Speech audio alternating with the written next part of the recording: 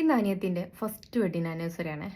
അവൾ കല്യാണം വേണ്ട എന്നൊക്കെ പറഞ്ഞ് നടന്ന ആളാണ്. അതുകൊണ്ട് തന്നെ നമുക്ക് ഭയങ്കര ടെൻഷനായിരുന്നു. എങ്ങനെ നമ്മൾ കല്യാണം കഴിപ്പിച്ച് വിടുക? കാരണം വേണ്ട എന്ന് പറഞ്ഞ ഒരാൾക്ക് ഒരു അറേഞ്ച് മാരേജ് ലൈഫിലുണ്ടാകുന്ന ഒരുപാട് കോംപ്ലിക്കേഷൻസ് അതൊക്കെ കുട്ടിക്ക് മനസ്സിലാവോ, എങ്ങനെ അഡ്ജസ്റ്റ് ചെയ്യുക എന്നുള്ളൊരു പേടിയൊക്കെ ആയിരുന്നു നമുക്കുണ്ടായിരുന്നു കേട്ടോ. ഞാൻ മനസ്സിലാക്കിയൊരു സംഭവം എന്ന് വെച്ചാൽ എല്ലാവരും നല്ലവരാണ്, ആൺകുട്ടികളും പെൺകുട്ടികളും എല്ലാവരും നല്ലവരാണ്. പക്ഷെ ഒരേ ക്യാരക്ടേഴ്സ് ഉള്ള ആളുകൾ തമ്മിൽ ചേരുമ്പോഴാണ് നല്ല മനോഹരമായിട്ടുള്ള ദാമ്പത്യം കിട്ടുക. അപ്പോൾ അങ്ങനത്തെ ഒരാളെ സെലക്ട് ചെയ്യാൻ എന്താ വഴി എന്ന് വെച്ചപ്പോൾ എനിക്കിങ്ങനെ ആലോചിച്ച് ഞാൻ എന്താ ചെയ്തറിയോ, അവളെ ബയോ ഉണ്ടാക്കി എങ്കിലൊക്കെ പ്രൊഫൈൽ അയക്കുന്ന സമയത്ത് അവർ ഫോട്ടോൻ്റെ കൂടെ ബയോ അയക്കും. എന്ന് വെച്ചാൽ അവരെത്ര നീളമുണ്ട്, എന്തുവരെ പഠിച്ചു, എന്താ പേര്, കാര്യങ്ങളൊക്കെ.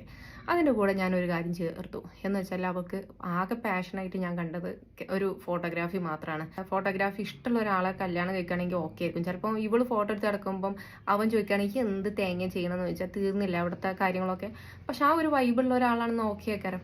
അതുപോലെ തന്നെ ഇവക്ക് ജോലി വലിയ സ്വപ്നങ്ങളൊന്നുമില്ല. പക്ഷെ വീട്ടിൽ അങ്ങനെ നിൽക്കുന്നതുകൊണ്ട് വലിയ കുഴപ്പമില്ല. പക്ഷെ വിവാഹം കഴിഞ്ഞതിന് ശേഷം ആൾ ചോദിക്കണം നിനക്ക് ജോലിക്ക് പോകണ്ടേ, എന്താ നിനക്ക് വലിയ കാര്യം പഠിക്കണ്ടേന്ന് ചോദിച്ചാൽ ഓള് സ്റ്റക്കാവും. കാരണം അവൾക്ക് ഓവറായിട്ട് വേറെ എന്തെങ്കിലും പഠിച്ച് പോകണം എന്നുള്ളൊരു ക്യാരക്ടറൊന്നുമല്ല. അപ്പോൾ അതുകൊണ്ട് തന്നെ ഞാൻ അവൾ അന്ന് ഡിജിറ്റൽ മാർക്കറ്റിംഗ് ജസ്റ്റ് ഓൺലൈൻ ഒന്ന് പഠിക്കുന്നുണ്ടായിരുന്നു. മെയിൻ റീസൺ എന്താ വെച്ചാൽ അവൾക്ക് ആകെ എൻ്റെ കൂടെ യൂട്യൂബും കാര്യങ്ങളൊക്കെ ഹെൽപ്പ് ചെയ്തുകൊണ്ട് അവൾക്കൊരു ഡിജിറ്റൽ മാർക്കറ്റിംഗ് മാത്രമേ ഒരു ഓക്കെ ഞാൻ കണ്ടുള്ളൂ. അപ്പോൾ അവളോട് തന്നെ ജസ്റ്റ് നീ പഠിച്ചു നോക്കുന്നു, നിനക്ക് ക്യാച്ച് ചെയ്യുകയാണെന്നുണ്ടെങ്കിൽ അത് സെൻറ്ററിൽ പോയിട്ട് തന്നെ നല്ല രീതിയിൽ പഠിക്കാമല്ലോ വിചാരിച്ചു. അപ്പോൾ അതും കൂടെ ഞാൻ എന്ത് ചെയ്തു, ആ ബയോയിൽ കൂട്ടിച്ചേർത്തു അവൾ ഡിജിറ്റൽ മാർക്കറ്റിംഗ് പഠിക്കുന്നുണ്ടെന്നുള്ളത്.